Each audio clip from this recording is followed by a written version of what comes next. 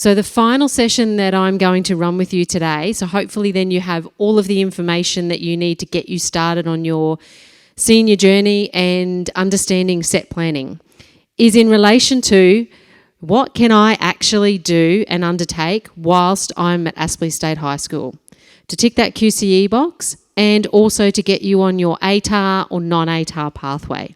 So that's what the session about is today. So quickly, in relation to QCE and your subjects, remember that you are choosing 6 subjects to complete over year 11 and 12. As part of the set planning process, you choose those 6 subjects, but we also ask you to choose 2 backup subjects. The backup subjects are there in case there is a bit of a timetable clash when the timetable is generated for you next year. So if there are 2 subjects that you've chosen that obviously sit on the same line, we might just have to have a talk to you about which other subject you're happy to do. So we like to do that nice and early so that we have an idea of all of the subject combination that you're interested in doing in year 11 and 12. So when you complete a survey shortly, and then when you come to your set planning interview with your parent or guardian, you will have chosen 6 subjects and then 2 backups that you're happy to do in the event that there is a bit of a clash. In picking those subjects, you need to remember the information that I gave you, particularly last week, if you are looking to be ATAR eligible. So if you're going for an ATAR, you need to really be choosing 6 from the general bucket that I'm going to show you in a minute. If you are looking at non-ATAR, then you do have pretty much the whole smorgasbord of subjects to be able to choose from. However, you are most likely to be choosing more of the applied essential pathway subjects, and I'll show you what they look like in a moment as well. If you are in the ATAR pathway, you are choosing your general subjects, but remember, some of the activities that you are doing in your pastoral care lessons is also for you to investigate any university courses that you might be interested in doing, so that if there are any prerequisite subjects that you need to have, that you're also including them in your 6. So remember I gave an example of particularly for your science types pathways, they might look for you to have science, a particular science. Sometimes there is a particular mathematics subject. The most common prerequisite that you will find for university courses, regardless of the university, will be English. Okay? English or sometimes and/or literature. So in a moment when I show you the subjects, you should be thinking about, am I ATAR, am I non-ATAR? Do I know if there are any prerequisites that I need to be choosing? And if not, start investigating those in your pastoral care lessons with the universities that you might be considering enrolling at when you finish. What will also happen is, in the coming weeks, your English and mathematics teachers will be sending an email home that has a recommendation of the level of mathematics and English that you should be enrolling in for year 11 and 12. It is standard practice that we pretty much lock you into those English and mathematics subjects. The only time that there's really an exception to that is if you really knuckle down in semester 2 and demonstrate that you are capable and you're willing to put in the work and effort to be in that higher level of English and mathematics if you're not recommended for it at this stage. So that's another thing you need to factor into your subject selections. Okay, more information will come home in the coming weeks in relation to that. So here are the subjects that are on offer at Aspley that sit in the general subject area. Here are some common questions that I get in relation to general subjects. Can I do English and literature? Yes, you can.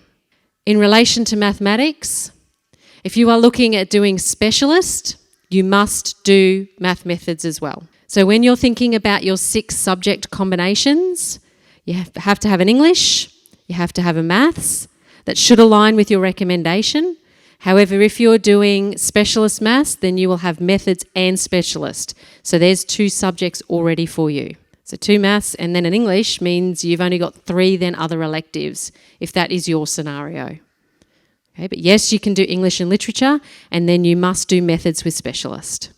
Here are your applied option subjects. Remember, there is also essential mathematics and essential English that will sit in there. So if you're looking at doing those two essential, then it's 4 other electives that you will be choosing. And as I said earlier, if you are non-ATAR, you will largely choose subjects from this applied suite after your essential maths and essential English. However, there is a possibility that you can do a general subject or 2, depending obviously on what those are. So for example, if you are a music student now and you really love your music, but then you're not looking to go for an ATAR, then it obviously would be acceptable for you to do general music perhaps, and then the rest of your subjects applied essential. Okay, so that's a common scenario that music students might have, for example. Here are some particular things you also need to keep at the forefront of your mind, particularly if you are non-ATAR. Applications for TAFE for next year enrolments open on the 18th of July this year, so just after the school holidays. So if you are considering doing a TAFE course next year, you need to put a reminder in for the 18th of July at 9 a.m. to jump on and enrol for those TAFE at Schools courses. Jump on and enrol straight away because some of those courses fill very, very quickly. For example, Cert 2 Electrotechnology, Cert 2 Automotive have been courses in the past that really fill within the first day or 2 of those applications being open. So if you are thinking about a TAFE course for next year, enrol on the 18th. If you then change your mind or consider a different pathway before next year, you can always cancel that enrolment and I can let TAFE know to withdraw your name. But if you are umming and ahhing and then you think about it too long, you might miss out. Okay, so be mindful of that date. Once you have enrolled for TAFE and you've sent away your application, you then need to still come and see me to have an individual conversation. Because TAFE applications open on the 18th of July, however your set planning interviews will not happen for another couple of weeks. Once you apply for TAFE, I then need to hit an approve button to say, yes, I've spoken with you, yes, this aligns with your pathway, and the school is going to support you undertaking that course 1 day a week at TAFE. So you apply, and then you come and see me in the senior hub to have a face-to-face conversation, and then I will hit the approve button for you, and then that will sit there for TAFE to process. Okay, so remember that step in the process as well. Even if you do a TAFE course, you still need to choose your 6 subjects and 2 backup subjects for your pathway.